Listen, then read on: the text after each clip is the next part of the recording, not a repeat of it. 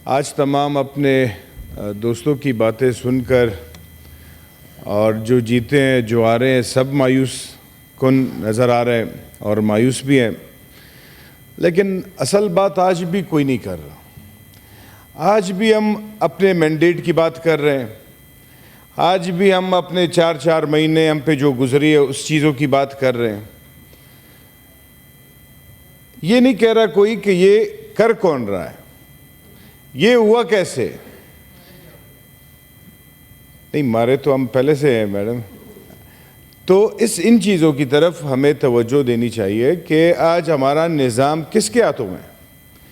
आज एक प्रेजाइडिंग अफसर या कोई कमिश्नर वो हमारे साथ इस तरह कर रहे हैं। हम तो आज इस चीज़ पे बहस करना चाह रहे थे कि आज हम सेनेट में बैठ के हम इस पे बात करें कि हमने अपना तमाम निज़ाम, तमाम जमहूरी इदारे जो हमारे हैं, जो जमहूरी हमारा सेनेट है, कौमी असम्बली है, सूबाई असम्बली है, वो हमने किसी और के हाथों में दे दिए। ये किसी और के रहमो करम पे चल रहे हैं और उसके खिलाफ जब तक हम सियासी पार्टियां आपस में वन एजेंडा इस पे बात नहीं करेंगे, इसको आप कैसे आज़ाद करोगे। हम बात कर रहे हैं मैंडेट की, तो आपके मैंडेट किसने चुराया? आपको 90-93 दिए या किसी को एक भी नहीं दिया, तो किसने किया? ये किसी सियासी पार्टी ने तो नहीं किया।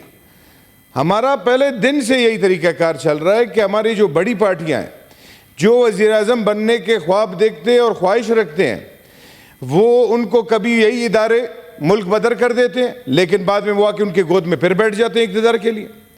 उनके बड़े लीडरशिप्स को फांसी दी जाती है, लेकिन आज वो उनके रहमो करम पे अपनी सियासत कर रहे होते हैं। आज जो इमरान खान के साथ कर रहे हैं, क्या इमरान खान साहब के साथ इनका ताल्लुक नहीं था सही? फिर भी हम सबक नहीं सीख रहे हैं। हमें मसला इस चीज़ से जनाब चेयरमैन साहब कि आज तो कम से कम भुट्टो साहब के जो जियाले हैं, इमरान खान के जो जियाले हैं, नवाज शरीफ के जो जियाले हैं, ये तो कम से कम एक साथ बैठे कि हमारे साथ किया किसने। हम एक एजेंडा पे क्यों नहीं इकट्ठे हो सकते कि हम इससे जान छुड़ाएं, हम अपनी फॉरेन पॉलिसी इनसे छुड़ाएं। अब मुझे आप एक आइन में ये बताएं जनाब चेयरमैन साहब कि किस आइन में इनको इख्तियार मिला है कि किसी फौजी अफसर के पास सियासतदान जाएगा और पैसे जमा करेगा तो उसको सीट मिलेगी। ये किस निज़ाम की तरफ हम अपने बच्चों को ले जा रहे हैं? कल हमारी जगह पे हमारे आने वाले नस्लें इस सेनेट में आएंगे तो किस हिसाब से आएंगे? हर किसी के पास अरबों रुपए होंगे तो वो आएगा। एक सियासी कारकुन तो यहाँ नहीं आ सकता। ना आपका कोई सियासी कारकुन पाकिस्तान में MNA बन सकता है, ना आपका कोई सियासी कारकुन आपका MPA बन सकता है नुमाइंदा, ना सेनेटर बन सकता है जनाब चेयरमैन साहब। आज आपके निज़ाम ऐसे देश पे पहुंचे हैं, अगर इसको आज भी आप लोगों ने सीरियस कवर नहीं किया, आज भी आपने अपने आने वाले नस्लों के लिए इसको ठीक नहीं किया, तो आप यकीन माने कि पाकिस्तान एक ऐसे रास्ते पे जा रहा है जो ख़त्म होने वाला रास्ता। यहाँ पे हमारे सेनेटर साहब ने एक 3 महीने की बात की कि 3-4 महीने में क्या गुजरा। जनाब चेयरमैन साहब, मैं इस हाउस से पूछता हूँ, यहाँ पे मिसिंग पर्सनस के जो हमारी बच्चियाँ आई, मैं आपको एक मिसाल उनका देता हूँ जनाब चेयरमैन साहब के 5-5, 6-6 साल से उनका या बेटा या शौहर या वालिद मिसिंग है। और ये 5 साल इस चीज़ पे हमें दुख नहीं होता। दुख इस बात की है कि आप तकलीफ सोचें कि उनको कितनी तकलीफ होगी कि डेली बेसिस पे उनको फ़ोन आता है कि कोई लाश किसी पहाड़ से मिली है। तो जितने लोगों के वर्षा को मिसिंग किया गया होता है वो सारे अस्पताल पहुंच जाते हैं, लाइन में खड़े रहते हैं 3-3, 4-4 घंटे लाइनों में, 2-2 दिन उसके इंतज़ार में कि यार मेरा बेटा तो नहीं होगा, मेरा वालिद तो नहीं होगा। इतने अजियत से हमें गुजारा जाता है, इतने अज़ियत से बलूचिस्तान जब से पाकिस्तान बना हमें गुजार रही इस अज़ियत से।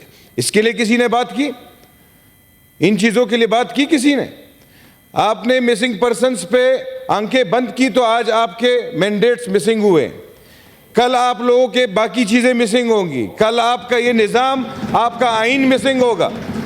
जब हमारे बड़े बादशाह खान बाबा जब मुखालिफत करते थे उस पाकिस्तान की, वो इस पाकिस्तान की मुखालिफत नहीं करते थे कि आप पाकिस्तान मत बनाए, ये वाला पाकिस्तान मत बनाए। उसकी ये मौक़िफ़ थी कि ये आज जो ये कायद-ए-आज़म मोहम्मद अली जिन्ना की तस्वीर हमने लगाई है, क्या आज ये उसी कायद-ए-आज़म मोहम्मद अली जिन्ना का निज़ाम है? आज हमारा पाकिस्तान इस निज़ाम से चल रहा है, जिस मकसद के लिए इन्होंने बनाया था उस मकसद के लिए चल रहे हैं। आज आपके एपीएस के जो बच्चों को के कातिल है वो जीएचक्यू से छुड़ाए गए। आपका सारा निजाम आज यही फौजी निजाम चला रहा है। आज हम क्या कर रहे हैं जनाब चेयरमैन साहब, एक तरफ हम सब कुछ देख रहे हैं और एक तरफ इसके खिलाफ हम खड़े नहीं हो सकते, क्योंकि आप खड़े होंगे तो आपको बच्चे को मार दिया जाएगा, आपने अगर हकीकत बात की आपसे सीट ली जाएगी।